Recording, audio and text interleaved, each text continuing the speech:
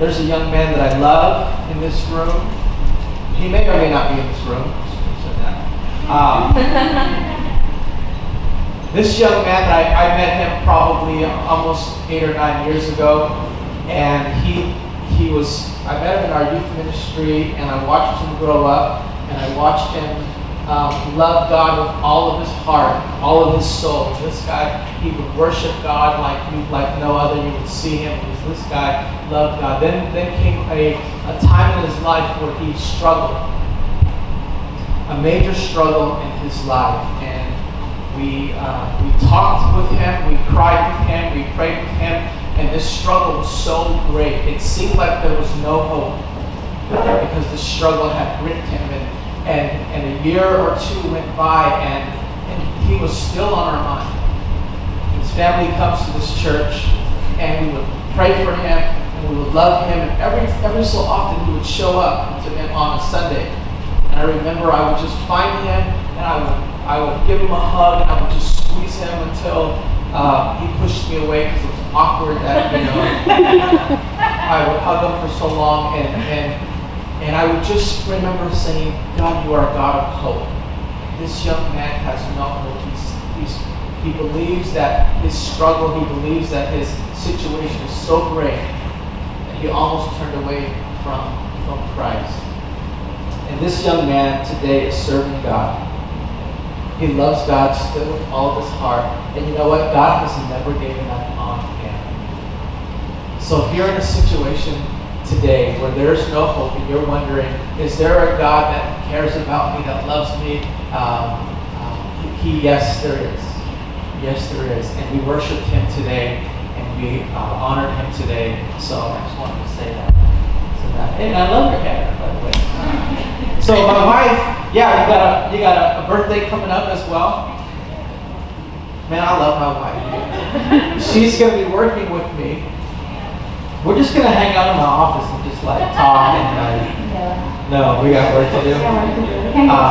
But yeah, she's leaving. I was going to say that she's leaving Kaiser, and she's going to come work here at the church full time. And just what a blessing. We get to hang out even more. We wanted to hang out tonight. We were going to find a babysitter for you guys, and we were going to go get ice cream. And we should go now. That's right. Yeah. All right.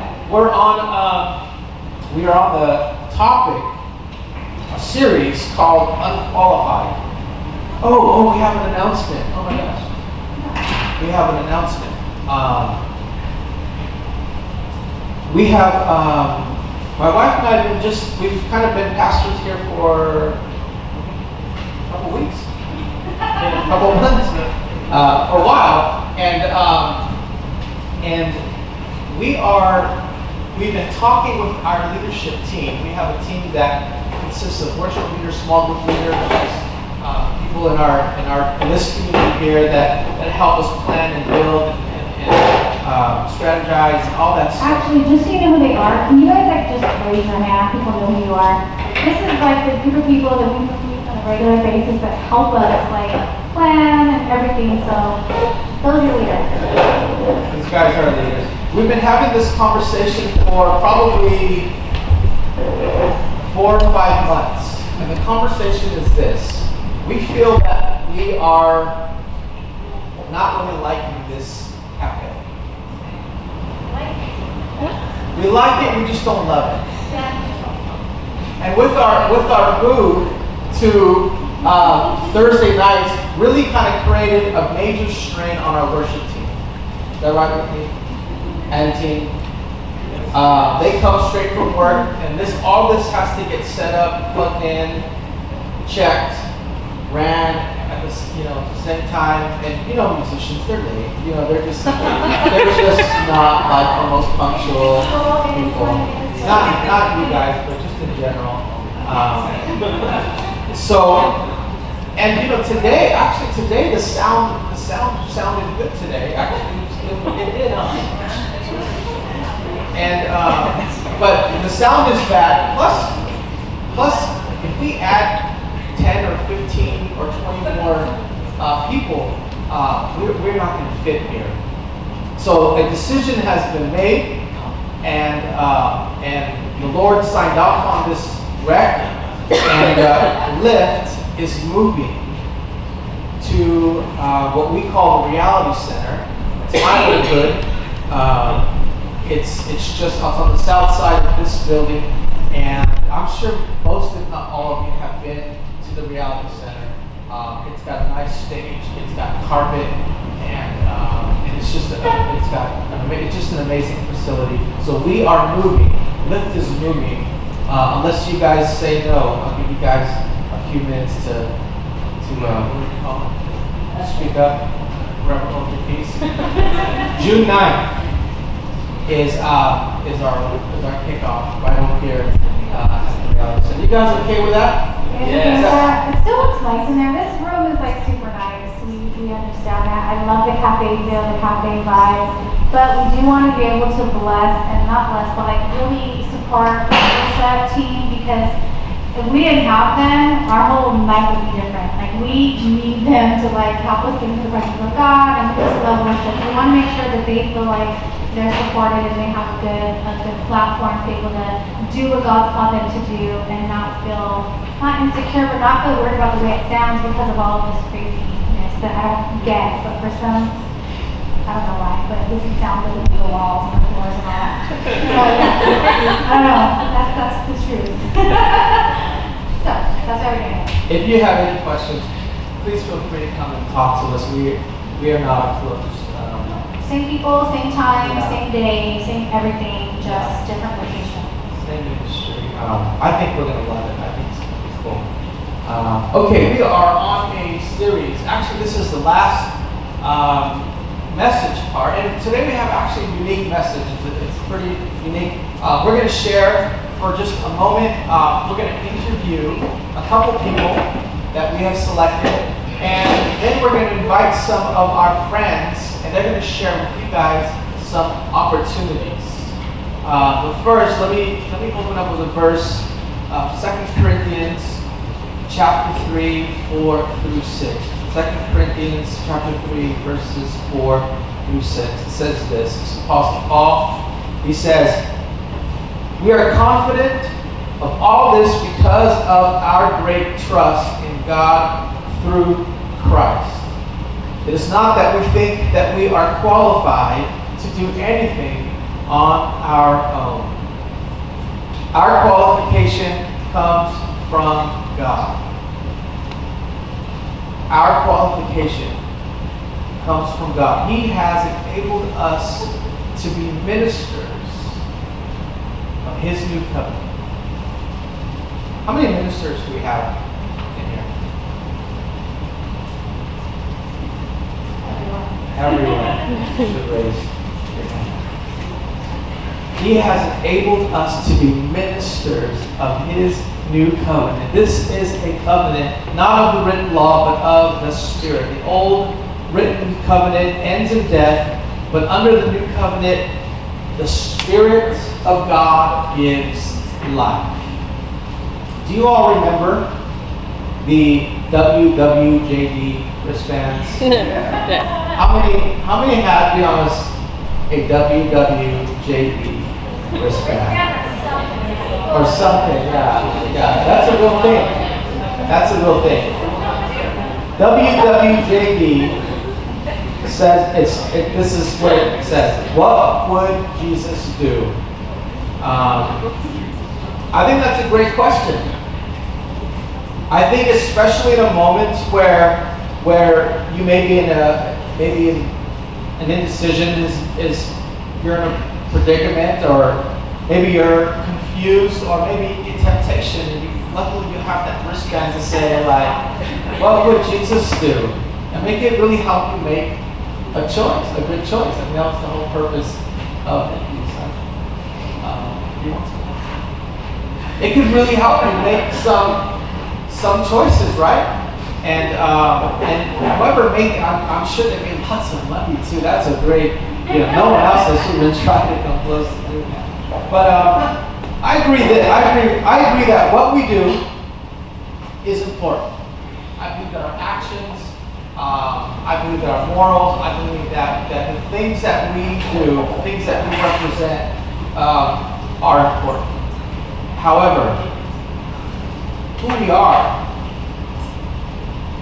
is absolutely way more important than what we do. Who you are as a person is more important than the things you do outwardly. So, here's a better question. Instead of what would Jesus do, how about this question? Who are we? Who are you? Or what will Jesus say you are? What would he say about your habits? What would he say about your problems? What would he say about your past? What would he say about your sin or sins? Well, what would he say about that? What did he say about your sins?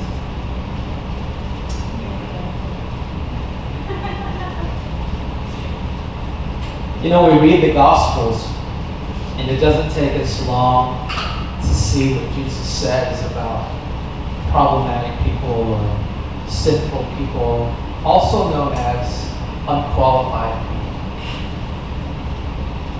Because let's just be honest, sin equals unqualified. Sin translates in us that we are unqualified to do works of God, or disqualifies us. So Jesus, it doesn't take us long to see that Jesus, when he interacts with these people, what did he do? He spent time with them. He ate with the unqualified people. He talked with them. He loved them. He encouraged them. He spent days with the rejected and the ones that thought they were ruined. He embraced. He met people right in their mess, right in their stuff, right in their sin. He met them right there.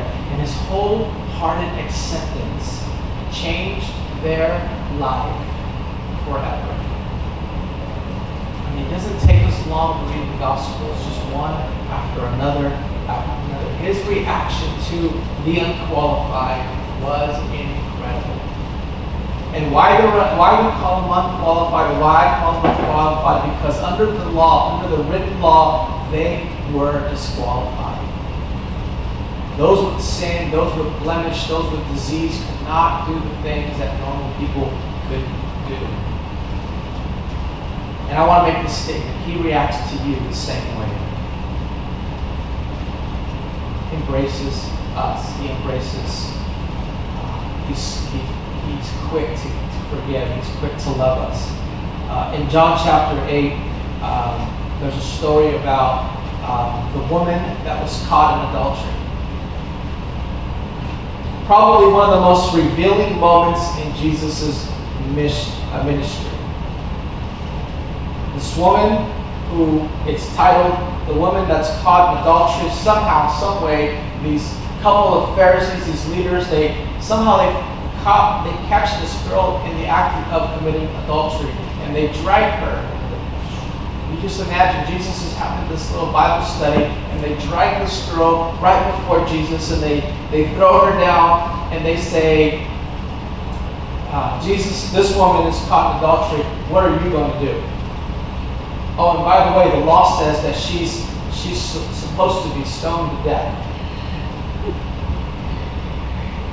So they would expose her failures, they expose her sin, and they just drop her right before Jesus. And I'm sure many of you know the story, but Jesus didn't condemn her. Jesus didn't throw a stone. In fact, he condemned her condemners. And the Bible is clear. He gets on the ground and he begins to write in the dirt. And the Bible doesn't say what he wrote, but I believe that he begins to write the sin of those Pharisees and all the other people in the crowd, probably just one by one. The ones that were holy, the ones that thought they were right, the ones that thought they lived by the law. He begins to, and then one by one, the Bible says, one by one, everyone begins to leave. And the scripture says this: Jesus straightened up and he asked her, "Woman, where are your condemners? Has no one condemned you?" And she said, "No, sir, no one has condemned me." And he said, "That neither do I." This is the love of our Lord and Savior. This is the compassion of Christ that we have invited into our own heart. He says, "I don't condemn you," and then he says, "Leave your life of sin." Quite the opposite of what the Jews thought he was going to do. The very, very opposite. But Jesus' mission was this: he came to save her. And he came to save you and I, and not prosecute, but to be our defense for him. You know what's fascinating to me is that this woman was labeled. We don't even know her name, but she's labeled as the woman caught in adultery. And she's forever stamped in the Bible, and is forever stamped in our minds as that woman that was caught in adultery. And I wonder this, in heaven, I wonder when we get to heaven, if we say, "Hey, we're kind of going through the biblical character list, and we want to go and meet these guys and girls," and we say, "Hey, where's the woman that was caught in adultery?" And my guess is this: people are going to say, "Woman caught in adultery? Oh, you mean the woman that Jesus forgave?" Maybe her name is this: the woman that sinned no more.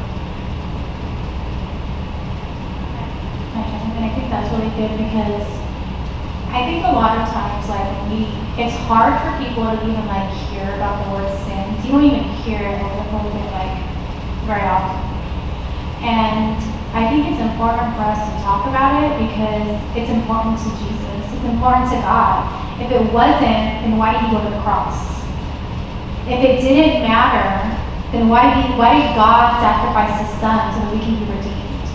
That means it matters. That means that he understood the effect of sin in our lives. He understood that sin in our lives would cause us to be in a place of despair. The pit I was talking about earlier, that was because of sin. I ended up in that pit because I was in sin, and that's the bottom line. There's no other explanation for it. And sometimes we want to stand on, we're saved by grace, and we are, but we weren't given grace so we can keep on sinning. We were given grace to be redeemed. So that when we recognized that we needed redemption, we recognized that we needed a way out, that we had that opportunity to get out of that situation. And so we talk about it not because we're trying to call people out or judge. We talk about it because we want to understand, we want to voice the importance of recognizing that we are all sinners. That we all have areas that God wants to talk to us about. There are all things in our lives that sometimes cause us to get weighed down. Yeah, and when these experiences happen, here's our heart. Here's the point of this whole conversation: is that you are still qualified. That God still wants to use your life. Yeah, he says go and sin no more, but he's still using our faults and our failures to help encourage somebody that needs to be encouraged. And so because of Christ, our accusers are gone. And the one whose opinion matters most stands with us. And he tells us that he has hope for us. He has a future for us. And we can live a different life, the kind of life that he has created for us. And He says you're qualified. You are qualified because He qualifies us. Amen. All right, let's do this. We want to. Let me read this verse one more time, and then we'll call our first person up here. 2 Corinthians chapter 3. It says we are confident of all this because of our great trust in God through Christ. If anybody knew about being qualified, it's the Apostle Paul. You guys know his story. It is not that we think that we are qualified to do anything on our own. Our qualification comes from God. He has enabled us to be ministers of His new covenant. I tell you guys, you are ministers in your schools, in your workplace, in your homes. You guys are ministers. Not because of what you can do or your personality, but because of God's qualification on your life. I want to share a quick story, but let's call a cat first. Yeah. Let's call a cat. Come, sit with us, where's cat?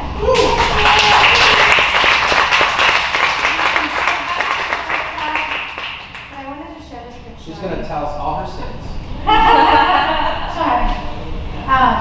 So when he talks about we're all ministers and who we are, I want to share a quick story. I went to lunch today because everyone's like, let's go to lunch, like my last week.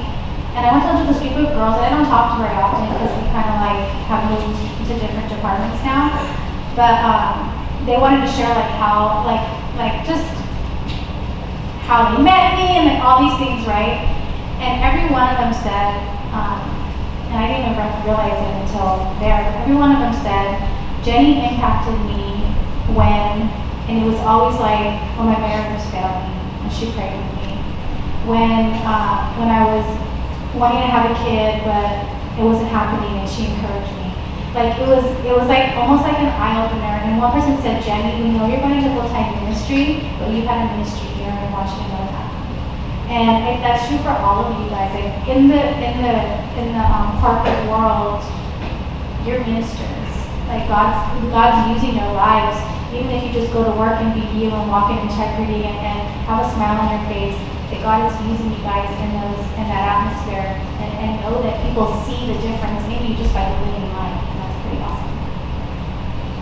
So, Kat, we wanted Kat to come up here because she has an awesome testimony, especially like recently how God's just been really speaking to her and she's in a lot of transition and things like that. And so we wanted her to just share her heart. So we're going to kind of like interview her and she's going to share some things and it'll be good. So, I don't know what they're asking me. I know. We're talking about Unqualified. So here's just straight out there question, okay?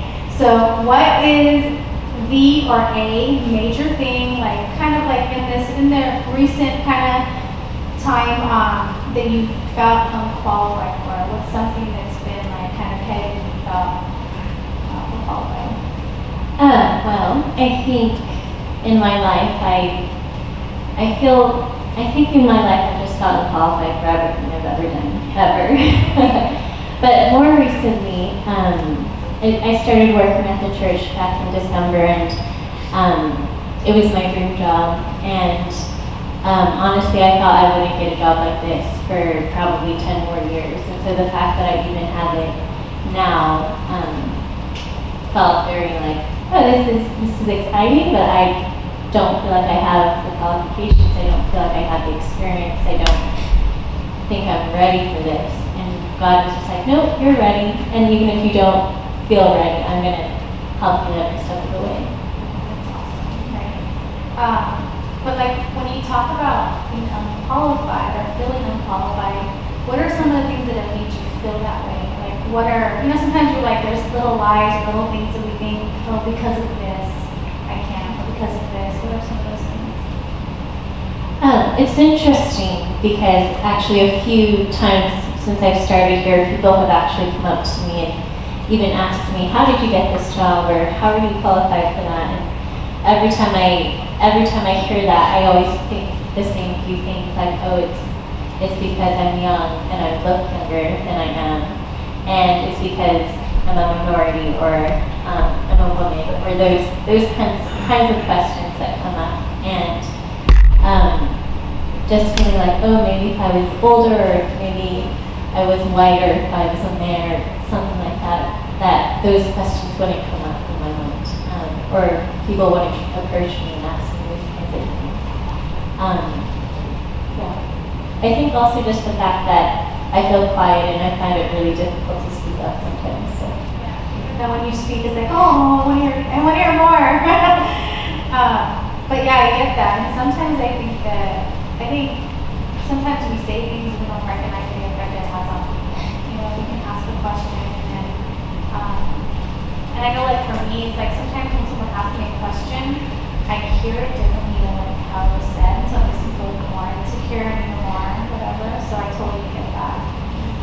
But I know that, like, I know you've come, you know, a long way as far as just kind of processing all of those feelings and really like hearing God and one, like, agreeing with the promise, right? Agreeing with what He's put in your heart to do.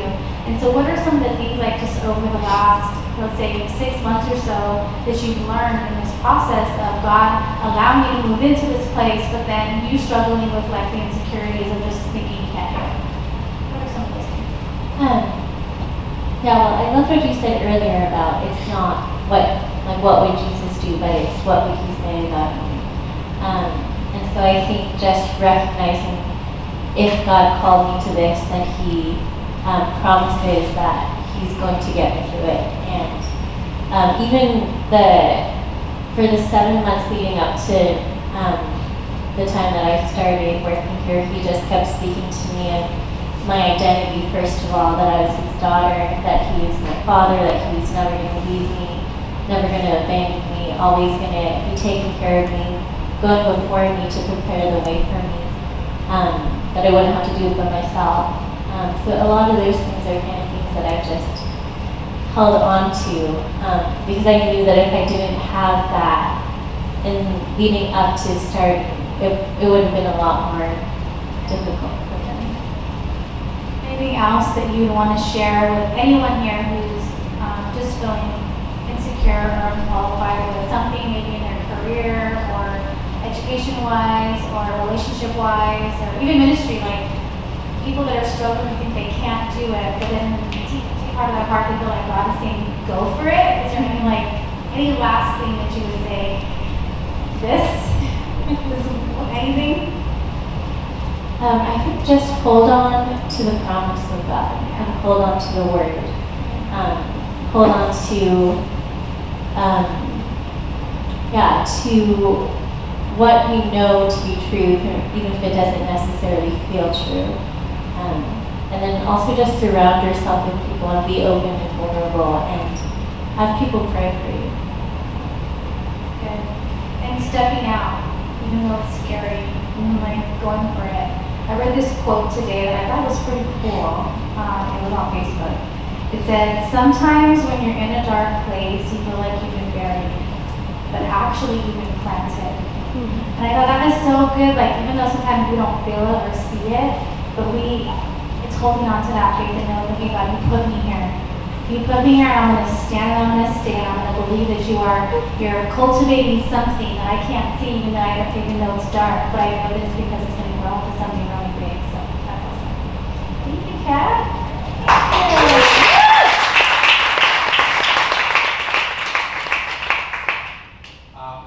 I want to call up Ryan. Ryan, get in the seat.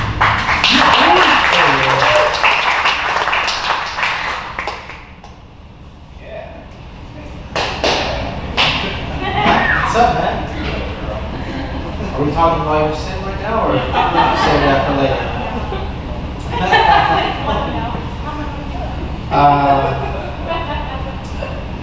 How long have we known you?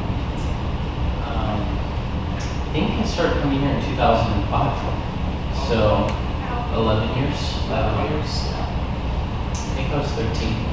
So yeah, 11 years.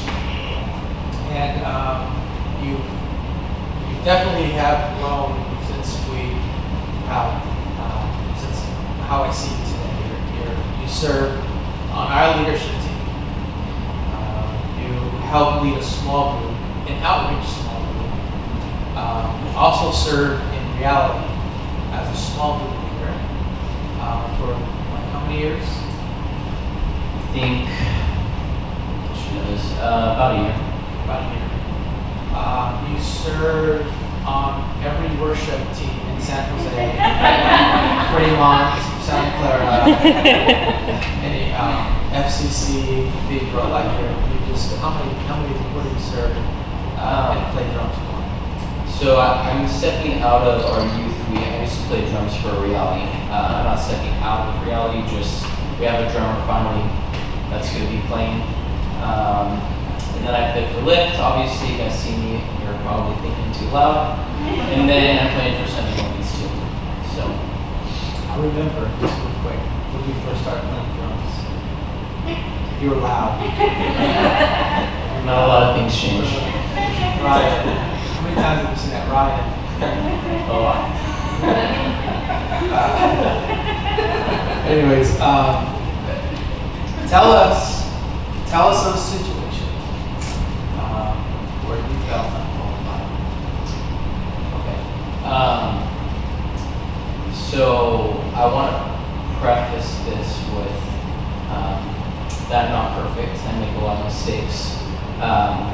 But the last time I didn't feel qualified substantially was, so I'm a leader in the youth group that we have here at Reality. And there's a decent amount of guys in my small group. I have juniors and seniors, so they're like 5 years younger than me. And so I hang out with some of them on a regular basis. And I heard somebody's from both of not the guy, but just the relatives of the people I'm hanging out with. They're like, so you're this guy's mentor. I'm just like, well, what the heck? Mentor? Yeah. But that's what they said. I guess I could just imagine that's what their kids told them or whatever. And I'm just like, man, that'd be funny. But I was just tell me why. What does mentor mean to you? I guess mentoring to me means that somebody, in my mind, I guess I'm processing them as somebody's perfect, Like I see, hypothetically, when I see you or Pastor David, in my mind I make this assumption, oh, these guys are perfect. And I like that. It gives me a sense of security. Albert, do you want to interview us and tell us how perfect we are? That's how we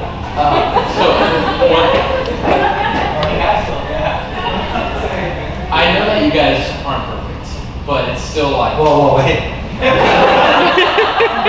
there's this, you talk a lot about perception, and you always talk about perception. There's just this perception of, what Paul talks about is we're called to higher standard as leaders. So I guess I just really don't see myself as that at the end of the day. So how many in here have a mentor? Can I see your hand? Mentors. How many here? Keep your hand up if your mentor is perfect.